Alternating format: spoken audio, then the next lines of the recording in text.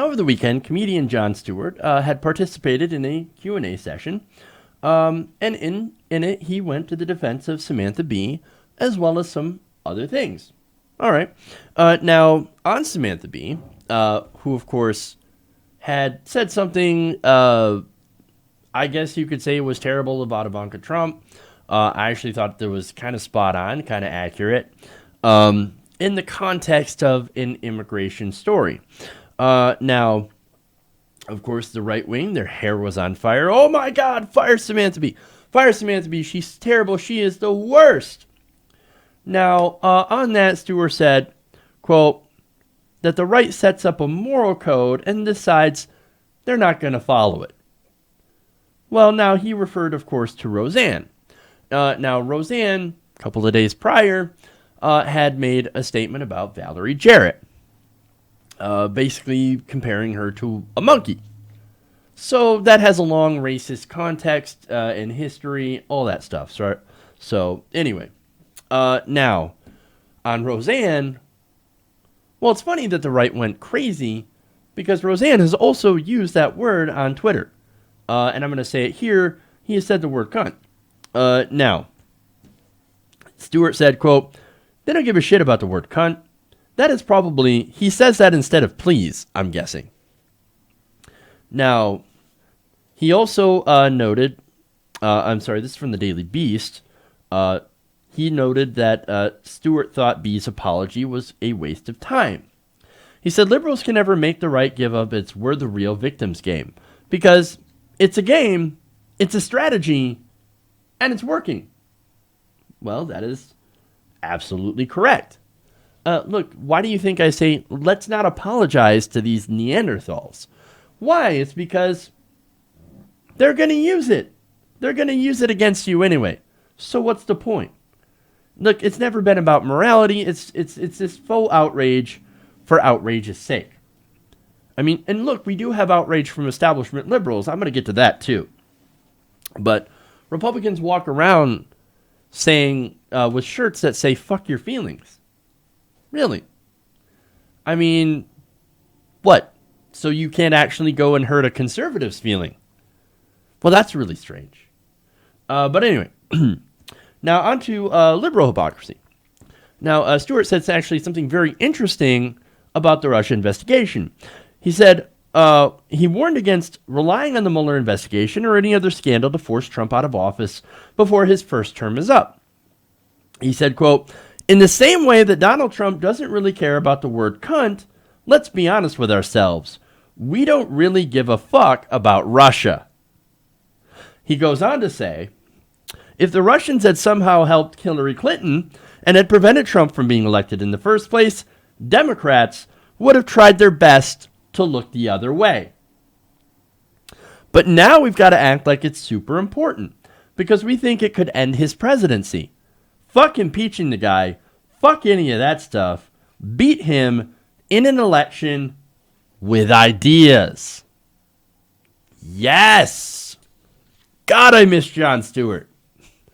Look, he's right about this, right?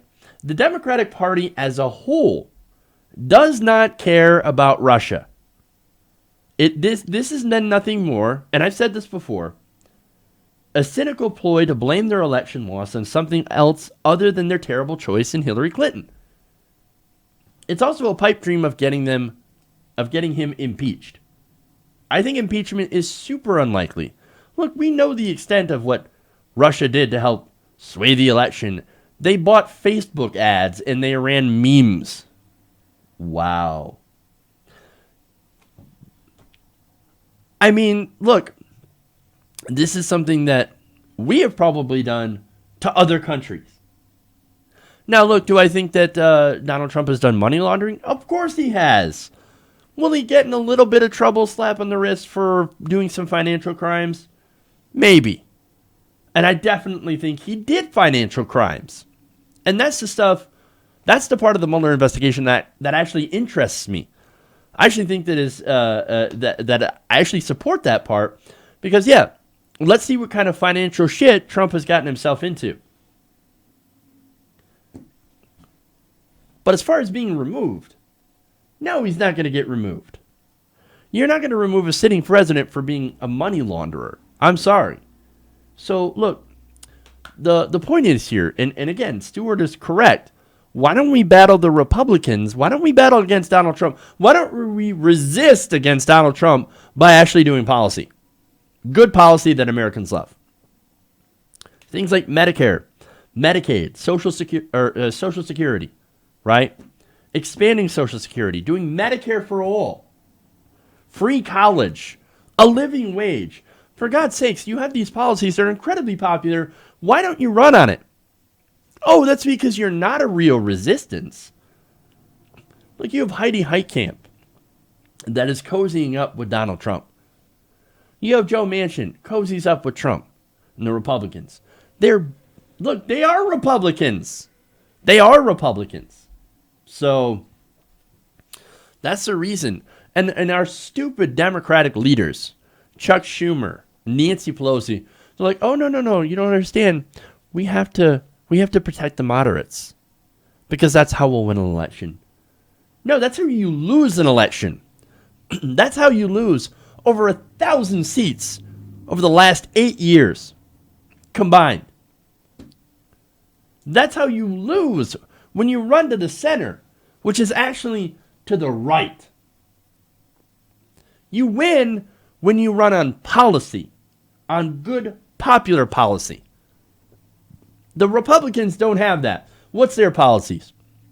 Tax cuts for the rich, deregulation. That's it. Their policies only set up a financial crisis. That's all they're good for. And for funneling more and more money into the hands of the wealthy and the corporations. And that's it. Democrats, you could actually run on policy. And you could actually win. God damn. Don't rely on Mueller. Again, I support the Mueller investigation. I think he should be able to do his investigation. I have no problem with that. Look, if the Republicans can do 7 years of fucking Benghazi, we can handle a year or two of Mueller. That's fine.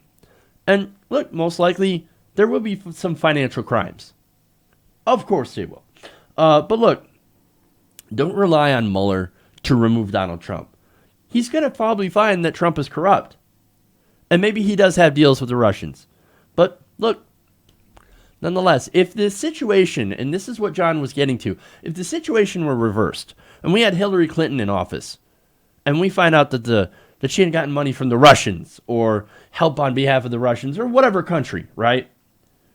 Don't think that liberals wouldn't be out there defending Hillary Clinton, because they would be. Uranium One, selling fracking to the world, endless war in the Middle East. That's what would have happened under Hillary Clinton.